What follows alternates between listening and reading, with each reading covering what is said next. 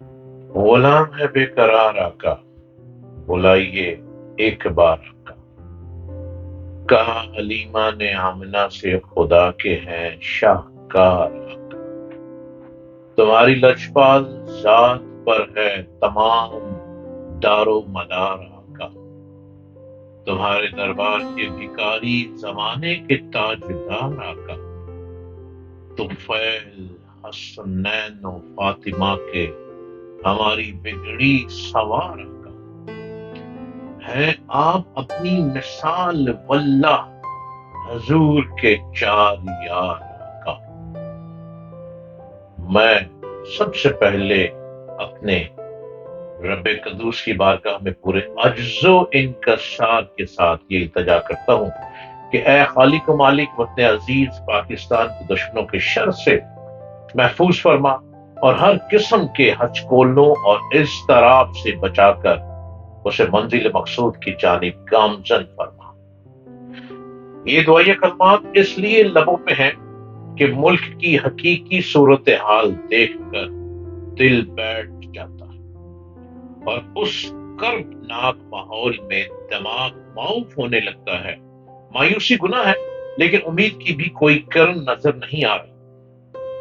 تازہ منظر نامے میں حقیقت بار بار ذہن کے دریچوں سے باہر جھانک رہی ہے اور بے نقاب ہونے کے لیے بے قرار ہے۔ تین مسائل ایسے ہیں جن کے ہوتے ہوئے ترقی کا سفر ناممکن ہے، اور آپ دیکھ رہے ہیں یوٹیوب چینل ڈاکٹر جلیل اسلم آفیشل، اور آپ سب کو السلام علیکم۔ پہلا کیا ہے کہ آپ، ہاں، ہمارے یہاں بے عملی کا نام توکل ہے۔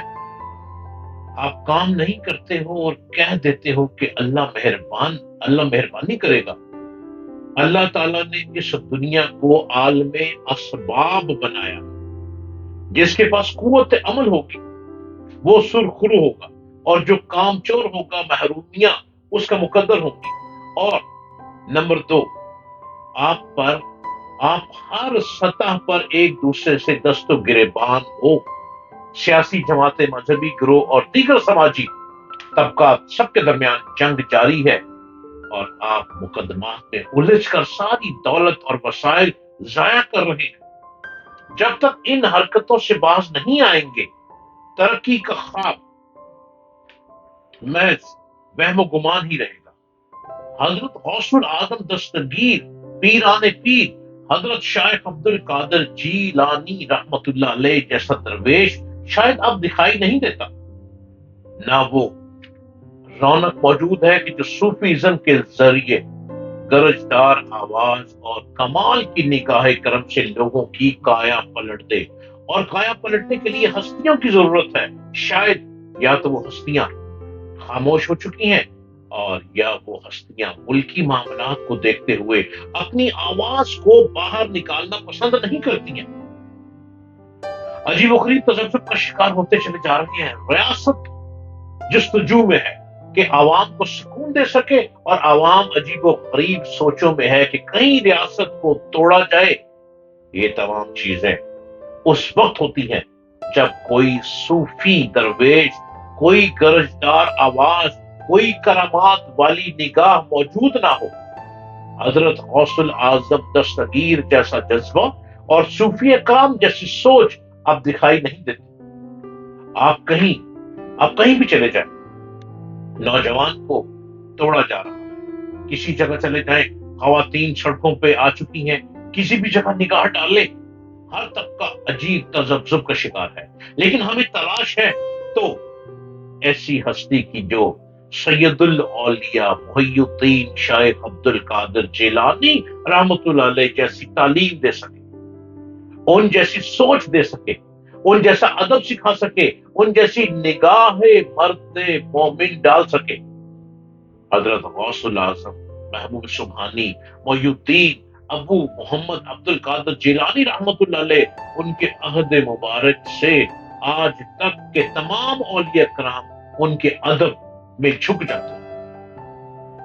محبوب سبحانی غوث اعظم رضوان اللہ علیہ کا پورا اسم گرامی ابو محمد عبد القادر بن ابی صالح موسیٰ جنگی دوست بن عبداللہ بن یحییٰ الزاہد بن محمد بن داؤد بن موسیٰ بن عبداللہ بن موسیٰ بن عبد المحض بن الحسن المسنی بن الحسن بن علی رضی اللہ تعالی عنہم.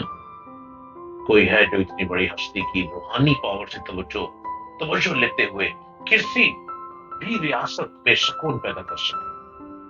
انہیں مختلف اہل علم نے سب درست وجہوں سے کبھی الجیلانی کبھی الگیلانی اور علامہ اقبال رحمۃ اللہ علیہ جیسے تصوف پر لکھنے والوں نے انہیں الجلی کے نسبتی کلمے سے بھی یاد کیا.